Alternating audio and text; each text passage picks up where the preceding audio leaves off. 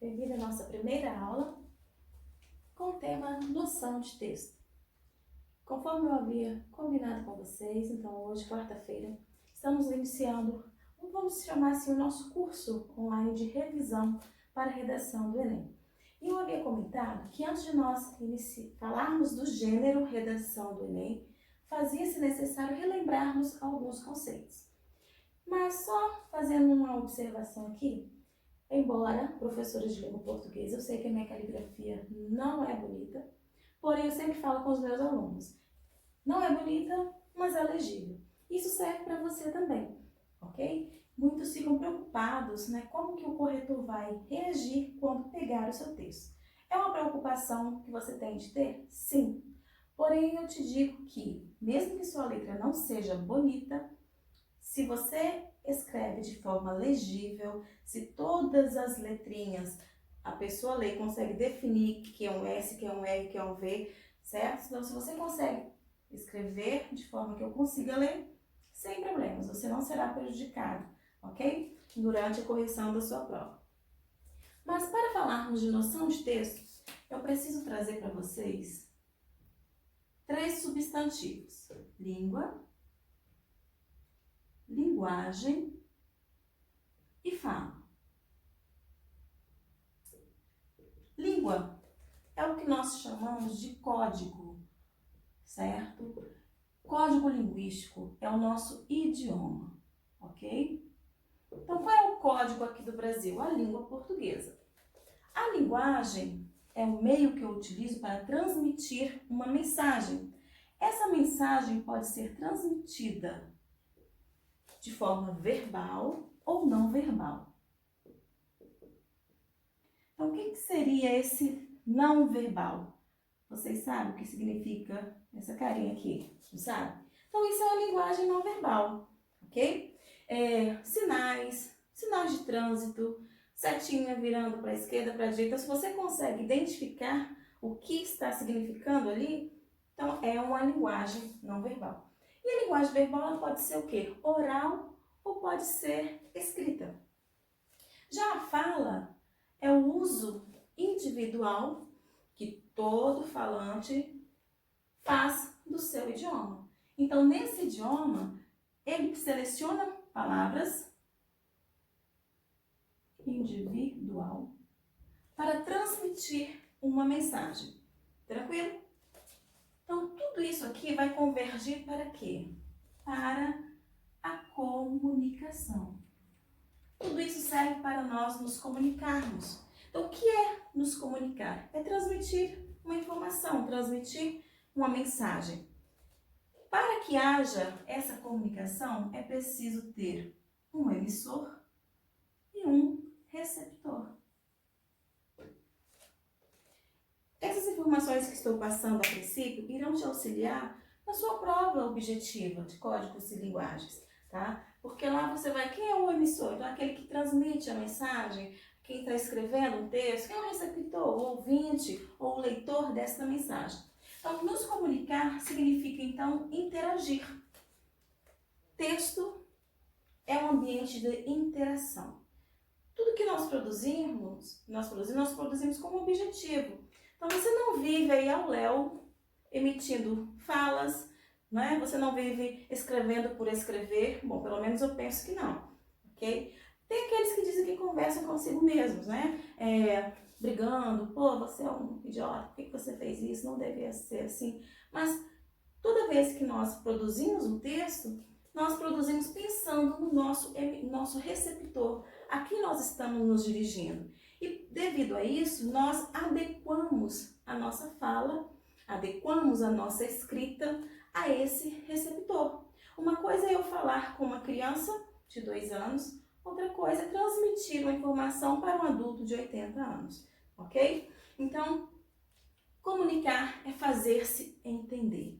Tem um jargão aí socialmente muito comentado, quem não se comunica, se estrumbica. Não é do tempo de vocês, eu penso. Então, no meu tempo lá de infância, eu ouvia isso na televisão. Então, quem não se comunica, se estrumbica. O que isso quer dizer, então? Você precisa falar corretamente, transmitir o que você quer, porque senão não vai fazer sentido para quem está te ouvindo e você poderá sair prejudicado dessa situação aí de conversa. Então, texto, tudo aquilo que produzimos e que tem um sentido. Na minha dissertação de mestrado, eu desenvolvi uma pesquisa com o 9º ano e antes de começar essa pesquisa, eu passei para os alunos um questionário. E nesse questionário eu perguntei a eles se eles tinham o hábito de escrever fora da sala de aula. E 80% dos alunos disseram que não escreviam fora da sala de aula. E quando eles escreviam, o que eles escreviam? Os 20% que disseram que escreviam. Eles disseram que alguns bilhetes, um recadinho para uma amiga, um cartão de felicitação, ou um bilhete para a mãe, ou uma lista de compras. Então, o grupo resumido que disse que escrevia, disse também que escrevia resumos. A maioria disse que fora da escola, quando escrevia, era resumo. Então, o que eu pude compreender por meio dessas respostas? Que aí depois eu fiz um outro questionamento, assim, e vocês têm redes sociais? Vocês escrevem no Face, no Insta, no WhatsApp? E todos disseram que têm redes sociais e que fazem uso da escrita nesses ambientes. Então eu pude concluir, juntamente com a minha orientadora, nós concluímos então, que para esses alunos, escrever estava sempre atrelado ao ambiente escolar. Então, produz um texto. Para eles, texto é só aquilo que se pede na aula de produção textual. Quando, na verdade, não é. Texto é tudo aquilo que nós produzimos desde que nos despertamos. Tem um poeta brasileiro que diz que lutar com as palavras é uma luta vã.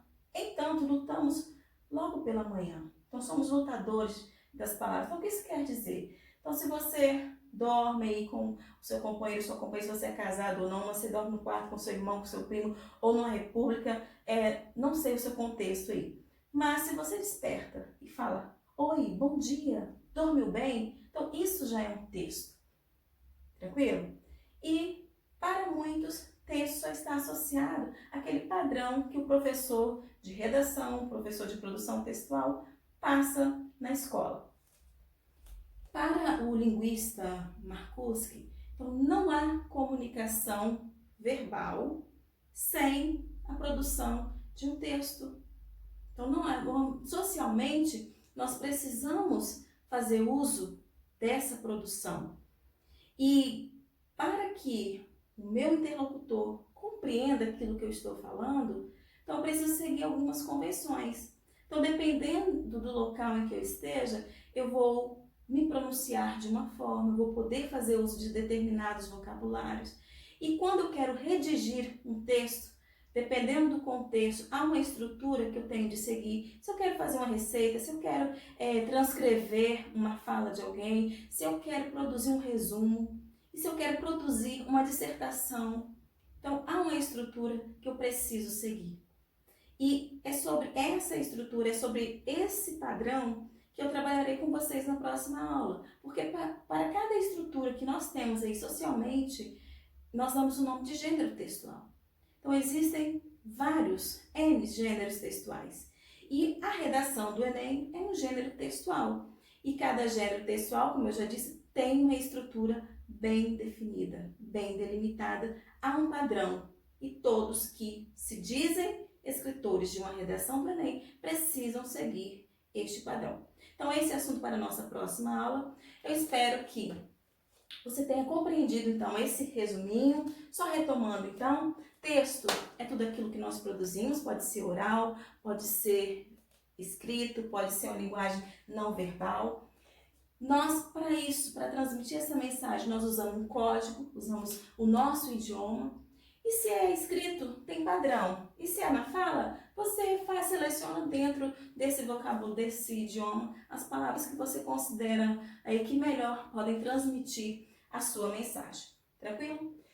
Eu tenho um resumo dessa aula em PDF, caso você se interesse ou queira, tem aquele aluno que sempre gosta de ter um papelzinho na mão para fazer as suas anotações. Então, se você se interessar, entre em contato pelo meu e-mail, professorasandracelina@gmail.com, que eu estarei enviando enviando para você o resumo dessa primeira aula. E todas as aulas eu farei isso, para que ao final desse curso de revisão, você possa então ter aí a sua apostila completinha, ok? Então te aguardo para a aula número 2, em que nós iremos falar sobre os gêneros textuais.